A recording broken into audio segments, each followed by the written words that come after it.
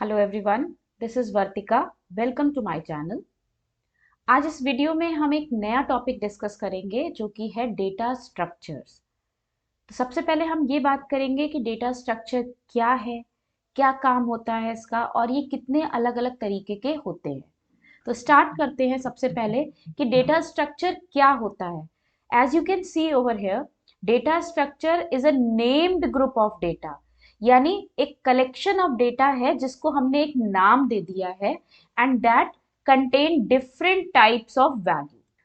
अलग अलग तरह का डेटा इसमें स्टोर हो सकता है। It can be stored in a specific way. यहाँ पे डेटा को स्टोर करने का एक स्पेसिफिक तरीका होता है, एक डेफिनेट तरीका होता है।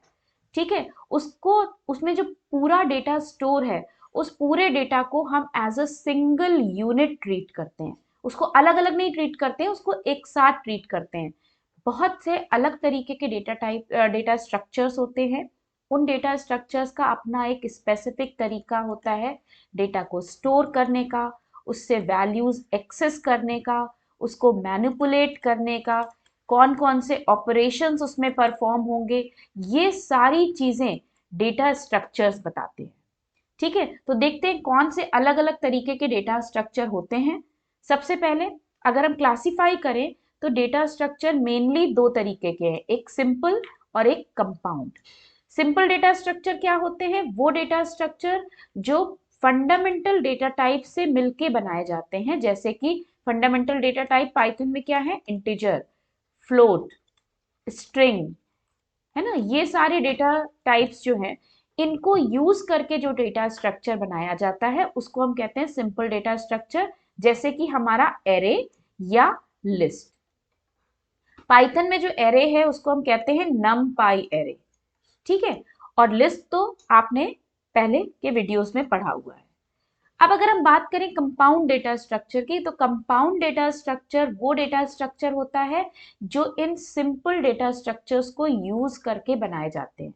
तो कंपाउंड डेटा स्ट्रक्चर फर्दर दो तरीके के होते हैं, लीनियर और नॉन लीनियर। लीनियर का मतलब एक सीक्वेंस, एक चेन में है। ठीक है, नॉन लीनियर हैप्सर्ड है, तो इसमें कोई एक पर्टिकुलर ऑर्डर नहीं है।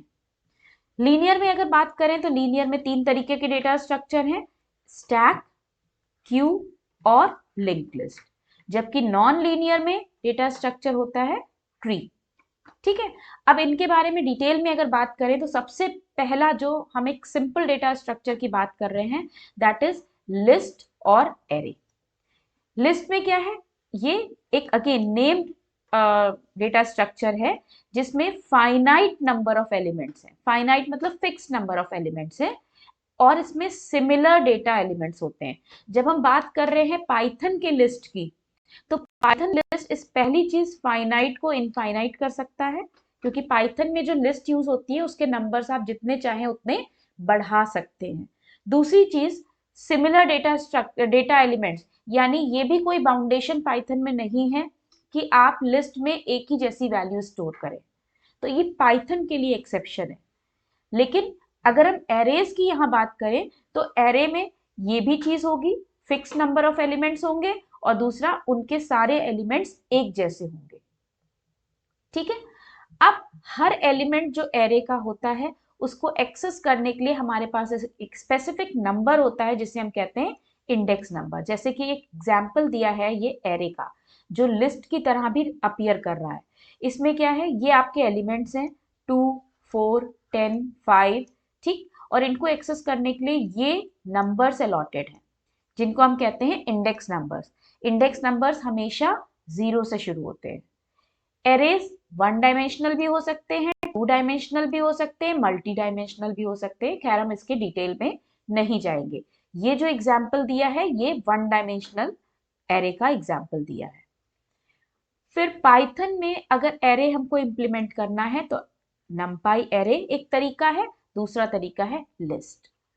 ठीक, नेक्स्ट डेटा स्ट्रक्चर की बात करें, स्टैक। स्टैक एक ऐसा डेटा स्ट्रक्चर है जिसमें वैल्यूज एक के ऊपर एक है। जैसे कि अगर हमने एक वैल्यू 10 लिखी, फिर उसके ऊपर 20, फिर 30, फिर 40, यानी एक बंडल टाइप का बन रहा है। जैसे कि हम यहाँ पे देख सकते हैं बुक्स का एक बंडल यहाँ पे दिया हुआ है, एक के ऊपर दूसरी बुक है। ठीक है। अब अगर हमको कोई नई बुक रखनी है तो हम क्या रखेंगे, कहाँ पे रखेंगे, टॉप पे। ठीक है। और अगर हमें कोई बुक उठानी है तो हम टॉप से बुक उठाएंगे। तो यानी ये जो हमारा टॉप वाला एरिया है ये यूज हो रहा है। ये प्रॉपर्टी होती है स्टैक की। स्टैक की प्रॉपर्टी क्या है, लीफो। लीफो का मतलब लास्ट इन फर्स्ट आउट। तो अगर आप ध्यान दीजिए तो जो लास्ट में रखा गया है वही सबसे पहले निकल रहा है। इंसर्जन हो या डिलीशन हो, दोनों एक ही एंड से होते हैं, उस एंड को हम कहते हैं टॉप, यानी कि ये वाला एरिया। ठीक है। ये जो बॉटम एरिया है या जो मिडिल पोर्शन है ये यूज नहीं होता है। ये प्रॉपर्टी है स्टैक की। नेक्स्ट पे आते हैं क्यू। क्यू भी एक डेटा स्ट्रक्चर है, इसकी भी अपनी स्पेसिफिक प्रॉपर्टीज हैं। अब देखिए यहाँ पे एक क्यू है, एक काउंटर है, उस काउंटर के आगे एक लाइन लगी हुई है, दिस इज अ क्यू।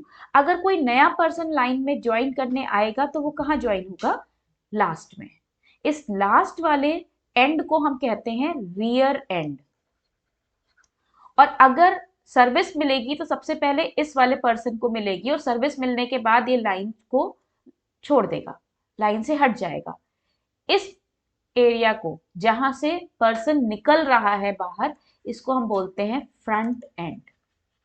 तो क्यू में क्या हो रहा है, एक साइड से पीछे की तरफ से ज्वाइनिंग हो रही है, नई एंट्री हो रही है, और रिमूवल कहां से हो रहा है, फ्रंट एंड से। सो क्यू जो है एल्गोरिथम जो फॉलो करती है उसको कहते हैं फीफो, यानी फर्स्ट इन फर्स्ट आउट। यहाँ पे इंसर्जन एक एंड से होता है जिसे हम रियर कहते हैं, और डिलीशन दूसरे एंड से होता है जिसे हम फ्रंट कहते हैं। ठीक है। नेक्स्ट डेटा स्ट्रक्चर है हमारा लिंक्ड लिस्ट। अभी तक हमने जो बात करी उसमें सारी वैल्यूज एक के बाद एक लाइन से लगी हुई थी। ठीक है। हमें जो वैल्यू, ठीक है, रेस्ट्रिक्शन था, किसी में सिर्फ फ्रंट से यूज कर पा रहे थे, किसी में दोनों को यूज कर पा रहे थे, रेस्ट्रिक्शन था, लेकिन वैल्यूज लाइन से थी। एक वैल्यू मिल गई तो सीक्वेंस में लगी हुई है सारी वैल्यूज मिल जा रही थी।